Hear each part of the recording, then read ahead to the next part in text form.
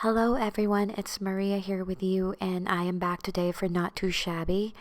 I'm going to share with you a different type of video today and take you along on how I start my day. So this is a glimpse of my craft room. Forgive the mess because I have a few boxes lying around and I have quite a few mess on this table because I'm working on a few things.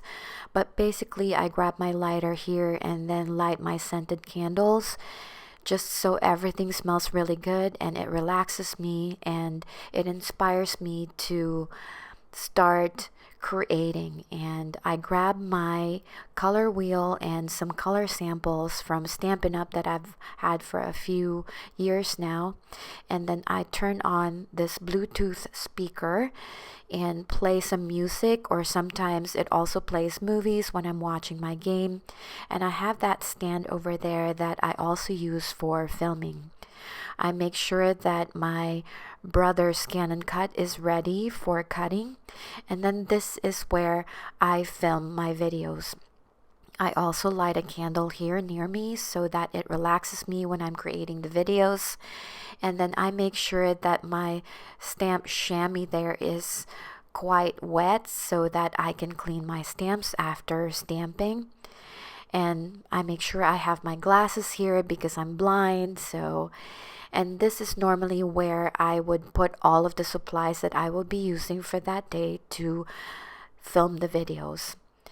This is how I set up my camera. I have the tripod on top of that mat, and I put my camera there and I make sure that everything is centered and set up the camera, and then I start the filming process.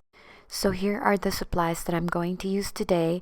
The two stamp sets from the Make Craft box, and these stamp sets are still available. Unfortunately, the paper pad already sold out with the ephemera kit, but you can still get the stamp sets.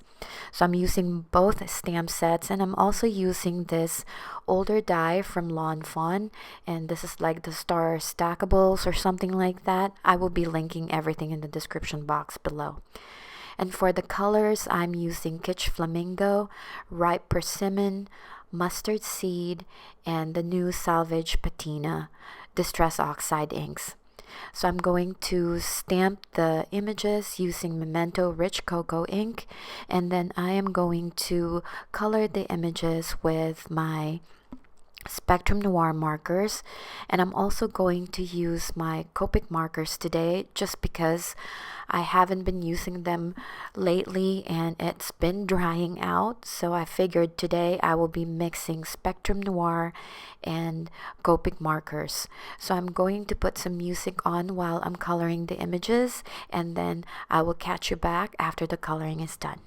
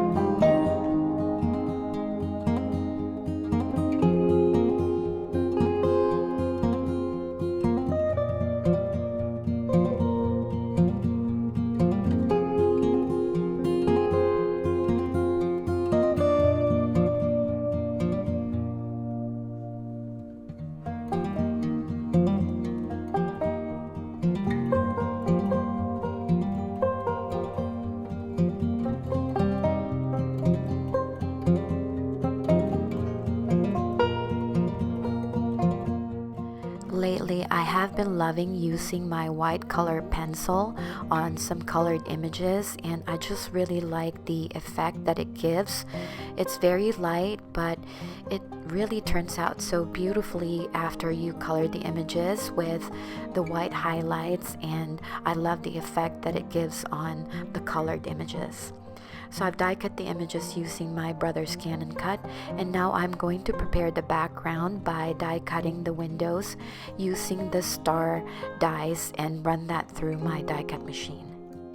And here's what it looks like once I die cut the windows, and I have a Bristol smooth white cardstock at the bottom of the die cut, and I was just outlining it there with a pencil, just very lightly, so that I know where to put the colors of the Distress Oxide.